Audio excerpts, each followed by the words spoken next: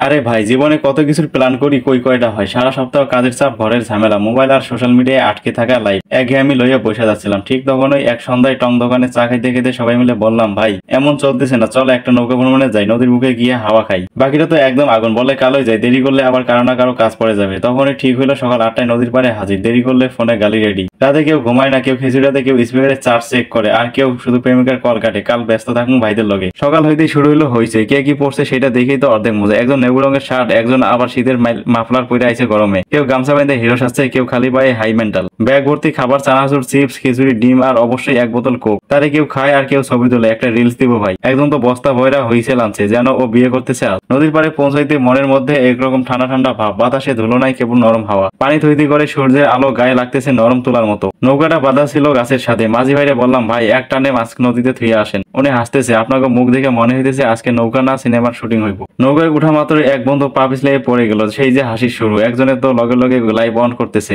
ভাইয়েরা আমরা আইছি নদীর বুকে, জয় বাংলা জয় ভ্রমণ। গান শুরু হইলো টুম্বা সোনা, তারপর চলো না ঘুরে আসি, তারপর হিন্দি গান, তারপর 90-এর হিট গান। নৌকার ভিতর কেউ নাচতেছে, কেউ গানের তালে মাথা নাড়তেছে, আর একজন গামছা বাইন্দা নৌকার মাথায় উঠছে, হিরো হয়ে গেছে ভাই। নুনবি সব ভিডিও করছে, মুখে বারবার বলতেছে এইটা ফেসবুকে শখানেক কমেন্ট আসবো, প্রেমিকারা পুরান ছবি মুছে দিব। মাঝপথে হঠাৎ এক ঝাপটা বাতাস আসলো, সবাই নড়ে চড়ে বসলো, আর তখনই নদীর বুক জুড়ে নেমে এলো এক অদ্ভুত নিস্তব্ধতা। দূরে বকের ঝাঁক উঠতেছে, পারে নারিকেল গাছ দুলছে, আর আমাদের চোখে মুখে শান্তির একটা আওয়াজ। এইভাবেই তো সময় চলে যায়, সেলফি, গ্রোফি, স্লো মোশন সব তোলা হইতেছে। কেউ বলতেছে, ভাই এইটা মুভি বানায় ইউটিউবে দেই, ইনকাম হইব। আরেকজন বলতেছে, এখানে একখান ঘর থাকলে আমি চাকরি ছাইড়া থাকতাম নদীর পাশে। নৌকার এক কোনায় বসে দুই বন্ধু হঠাৎ ভাববাজি ধরছে, কে বেশি গভীর কথা বলতে পারে। একজন বলতেছে, জীবন নদীর মতো, বাঘ আছে, ঢেউ আছে, কিন্তু থামে না। অন্যজন হাসতেছে, এই ঢেউয়ের ভেতরে কেউ কেউ ডুব দিয়ে হাঁসের ডিম খুঁজে। আর হঠাৎ শুরু হলো খাওয়া, খিচুড়ি, ডেক্সি খুলতে সেই গন্ধ, উফ। নৌকার ভিতরে যে কয়জন ছিল চোখ বড় বড় কইরা বলতেছে, ডিম কয়টা ভাই। কেউ খিচুড়ির সাথে টক দিল, কেউ শুধু খায় আর খায়। এই খাওয়া শেষ হইতে না হইতে শুরু হলো গান ধরার প্রতিযোগিতা।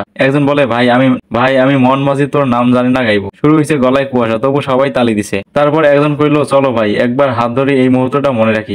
নৌকায় দাঁড়াইয়া সবাই হাত ধরলো, হাসি মুখে ছবি, আর ভিতরে ভিতরে কেমন যেন একটা শান্তি। চোখের সামনে ডুব দিয়ে সূর্য নামতেছে, পেছন দিয়ে চেয়ে দেখি কচুরি পানার ভেতর দিয়ে আমরা আছি। নৌকা এখন ঘুরে ফিরতেছে, কিন্তু সবাই চুপচাপ। মনে হইতেছে এই আনন্দটা শেষ হয়ে যাইতেছে, কিন্তু মন চায় না। তখন আমি বললাম, এই ভিডিওটা রিলস না ভাই, এটা আমাদের জীবনের একটা সোনালী দিন। এই দিনটা বুকে রাখবা, যখন ক্লান্ত লাগবে তখন মনে করবা এই নদীর কথা, এই হাসির কথা, এই বন্ধুত্বের কথা। বন্ধু, জীবন যতই কঠিন হোক, সময় থামায়া এমন একটা দিন কাটানোর দরকার আছে। নৌকা ভ্রমণ শুধু ঘোরার না, এইটা মনের ভেতর জমে থাকা ক্লান্তি ধুইয়া ফেলার জায়গা। বন্ধুদের লগে একটু ভাষা, একটু হাসি, আর একটা দিন, এটাই যথেষ্ট।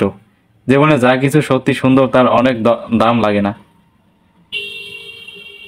শুধু দরকার কিছু কিছু বন্ধু, একটু সময়, আর একটা নৌকা।